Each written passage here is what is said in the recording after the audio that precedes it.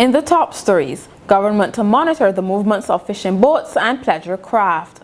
The St. John Polyclinic welcomes its first patients. We hear from them. And Barbados Pride lose to Guyana Jaguars. Welcome to Nation News from Monday, November 23rd, 2015. I'm Natasha Beckles.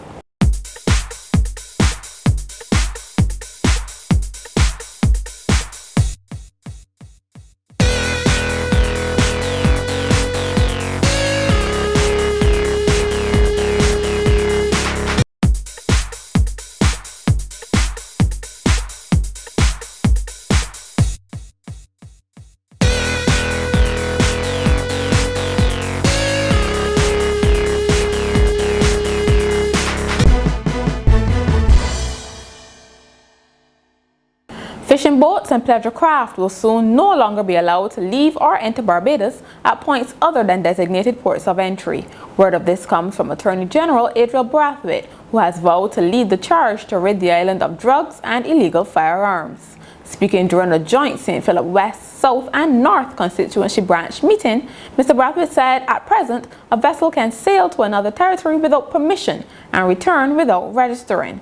However, he said a new system will be put in place to monitor every vessel which leaves the island.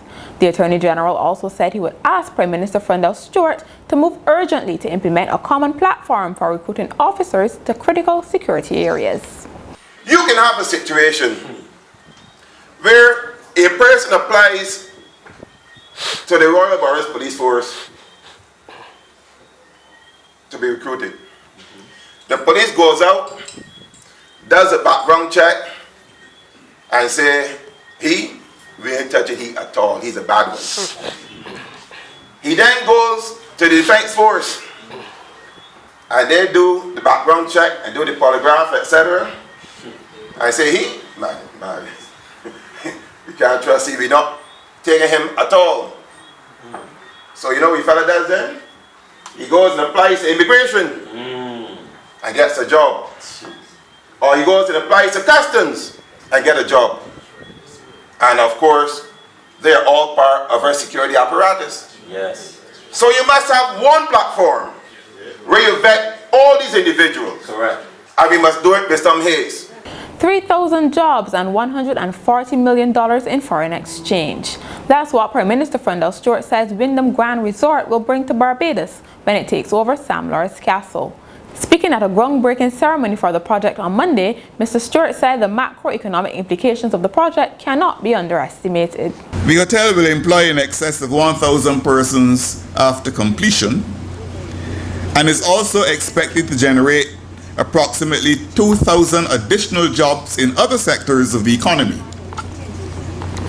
Foreign exchange earnings to be made by the property are estimated at over $70 million a year, with a direct contribution to the GDP of $35 million.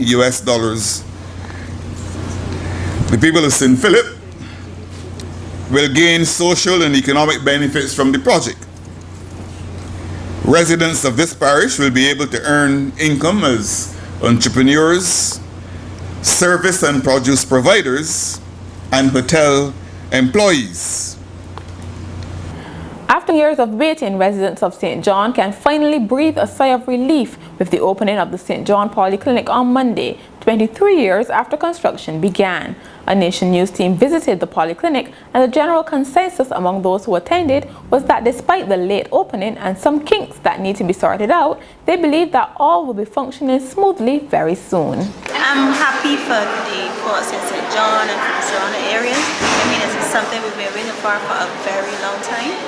So it's a good thing. I hope that, we've now started, so it's been a little bit of hiccups this morning, but we give them a little time and we'll get things started up. I bring my father to the clinic because he's not feeling well, and so far everything looked very nice at the facility. Everything. People is very friendly and patients and everything is getting to very good. So far, I feel wonderful to see that we finally got what we wanted. After all these years that we have been waiting for, if we can't get a glebe at the Guyana, what we used to have to go at the glebe, which I just wait to glebe and had to came back here, right? So I just never store throw away from home, so it eased me a lot. Medical Officer of Health, Dr. Omar Edwards, says a number of services are already on offer, with more on the way. Today and for the rest of this week, we're going to have a walk-in service in the GP department. Okay. In the coming weeks, we'll introduce appointment systems. A return to that. You're going to also see child health services continuing this week, immunizations, things of that nature. Going forward, we're going to expect to have the return of dental services to St. John. Okay. We also have visiting services, podiatry, mental health available, and nutritional counseling.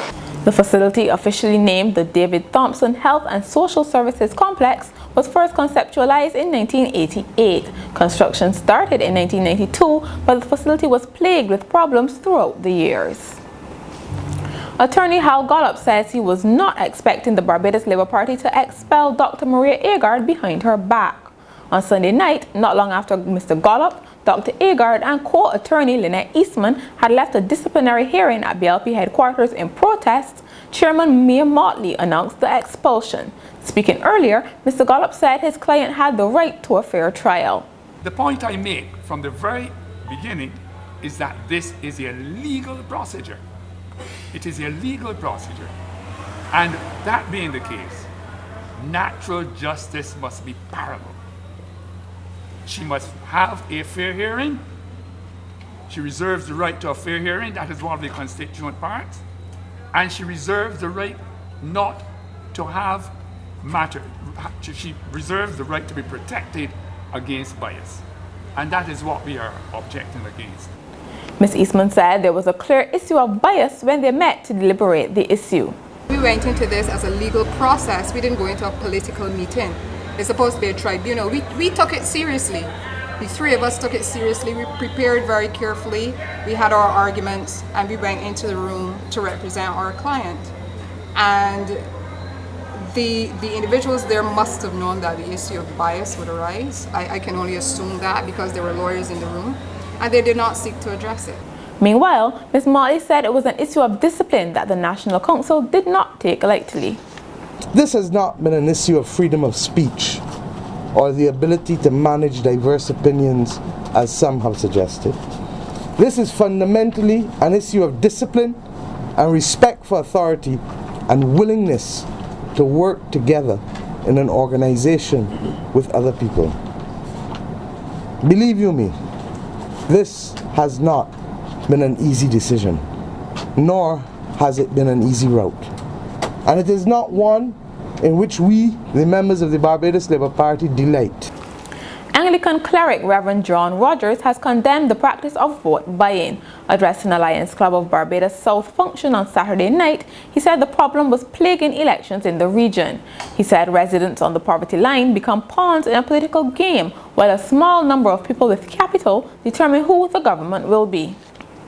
There will come a time when the price of the vote will be too high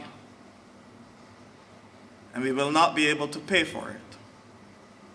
And instead of paying for it, we'll have to eliminate some. I believe the Jamaican reggae artist Bounty Killer, I listen to all kinds of put it in a very interesting way. And he said, poor people fed up because the system mess up. They give a gun for the picnic bus. They've distributed guns, and guns now cut down votes on one side or another. Fairies, angels, Santa Claus and other characters glided through Bridgetown on colorful floats on Saturday as Quartz Barbados celebrated its 50th anniversary in fine style.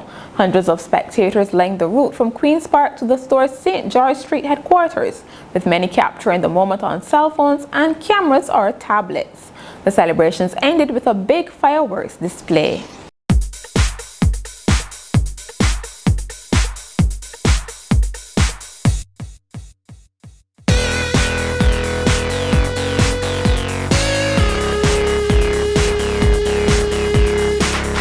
In sport, Barbados Pride lost their third-round WICB PCL four-day cricket match to table leaders Guyana Jaguars on Monday. Needing 40 runs for victory, Jaguars cruised to 43 for 1. It was the first time the Jaguars had beaten a Barbados team at home in 31 years. Scores: Jaguars 337 and 43 for 1, Pride 104 and 272. And finally, accusations of cheating have marred Zimbabwe's fourth annual Mr. Ugly contest. A riot broke out on Saturday after upset supporters of the crowd favorite said the winner was too handsome. Judges chose the winner based on his missing front teeth and wide range of grotesque facial expressions, but the crowd claimed his ugliness wasn't natural. "I am naturally ugly, he is not. He is ugly only when he opens his mouth," maintained the contestant who has held the title since 2012. And that's Nation News for Monday. For more news, log on to nationnews.com as well as YouTube, Facebook, and Twitter. Remember to pick up your Daily Nation on Tuesday or subscribe to our e-paper. Thank you so much for joining us.